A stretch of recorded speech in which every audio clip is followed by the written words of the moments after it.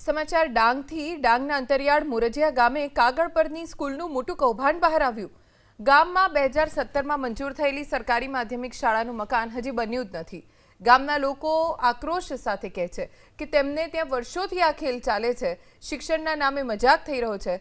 મોરજીરા અને મોગરા ગામના બાળકો અને આસપાસના ગામના વિદ્યાર્થીઓને માધ્યમિક શિક્ષણ મળે તે માટે 9 અને 10ના વર્ગો શરૂ કરવા અહીં જગ્યા પણ ફાળવવામાં આવી છે।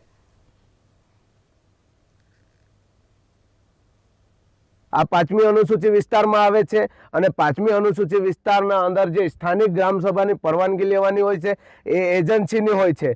તો આવું કોઈ પણ દિવસ એજન્સી એની પોતાની પ્રોપર્ટી નથી। આ સરકારી માધ્યમિક છે, આ પબ્લિક પ્રોપર્ટી છે। તો આવી રીતે કોઈ પણ દિવસ બોર્ડ પર નહીં લખી મૂકે અને સરકારી તંત્ર પણ એનો જવાબ આપશે। બિન અધિકૃત વ્યક્તિએ પ્રવેશ કરવો નહીં એનો જવાબ સરકારી તંત્ર પણ મને આપશે।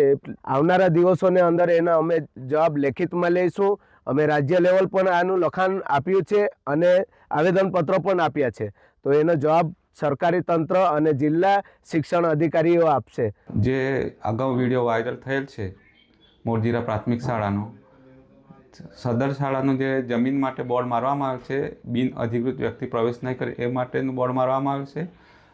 આ શાળા માટે સ્ટેટ પ્રોજેક્ટ કચેરી સમગ્ર છે ગાંધીનગરથી અગાઉ 2 થી 3 વખત ટેન્ડર પ્રક્રિયા કરવામાં આવેલ, પરંતુ કોઈ એજન્સીએ ભાગ લીધેલ ન હોવાથી હાલમાં જુલાઈ માસમાં એનો વર્ક ઓર્ડર આવેલ છે અને જેનું સ્ટ્રક્ચર ડ્રોઈંગ 28 જાન્યુઆરી આવેલ છે અને કામગીરી જલ્દીથી સત્વરે શરૂ કરવામાં આવશે।